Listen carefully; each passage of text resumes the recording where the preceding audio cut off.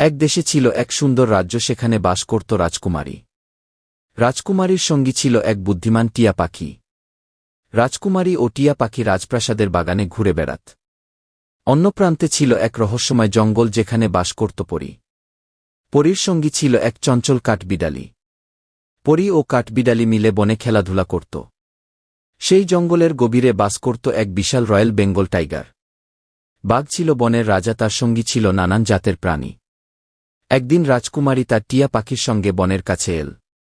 টিয়া পাখি বলল, রাজকুমারী, এই বন খুব রহস্যময়।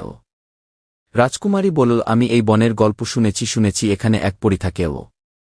পরী তখন গাছের আড়াল থেকে রাজকুমারীকে দেখছিল। কাঠবিড়ালি বলল, পরী, আমাদের কি রাজকুমারীর সঙ্গে কথা বলা উচিত?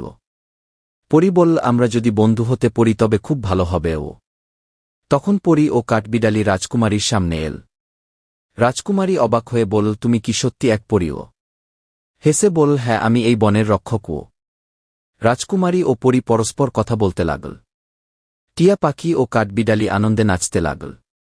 কিন্তু বনের গভীরে বসেছিল বাঘ, সে সব কিছু দেখছিল। বাঘ ভাবল, এই নতুন অতিথিরা কারাও? বাঘ ধীরে ধীরে তাদের দিকে এগিয়ে এল। রাজকুমারী একটু ভয় পেল, কিন্তু পরী বলল, ভয় পেও না, বাঘ আমাদের বন্ধুও। বাঘ বলল, আমি এই বনের রাজা, তোমরা এখানে কি চাও? রাজকুমারী বলল, আমি তোমাদের সঙ্গে বন্ধুত্ব করতে চাইও। বাঘ হেসে বলল, তাহলে আজ থেকে আমরা সবাই বন্ধুও। সব পশু প্রাণী মিলে বনের মধ্যে আনন্দ করতে লাগল। টিয়া পাখি ও কাঠবিড়ালি গাছের ডালে লাফালাফি করল। বাঘ গল্প শোনাল তার রাজত্বের ইতিহাস। রাজকুমারী মুগ্ধ হয়ে সব শুনছিল। সন্ধ্যা হয়ে এলে রাজকুমারী বলল, আমাকে এখন যেতে হবে।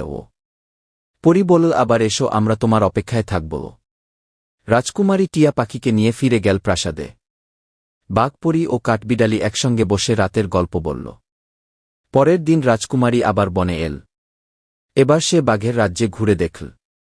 পরী ও কাঠবিড়ালি রাজকুমারীকে বনের গোপন জলপ্রপাত দেখাল। রাজকুমারী বলল, এটা সত্যিই এক জাদুর রাজ্য। সবাই একসঙ্গে হাসল এবং রাজ্য জুড়ে ছড়িয়ে পড়ল বন্ধুত্বের গল্প। এরপর থেকে রাজকুমারী, পরী ও বনের প্রাণীরা সুখে শান্তিতে থাকতে লাগল।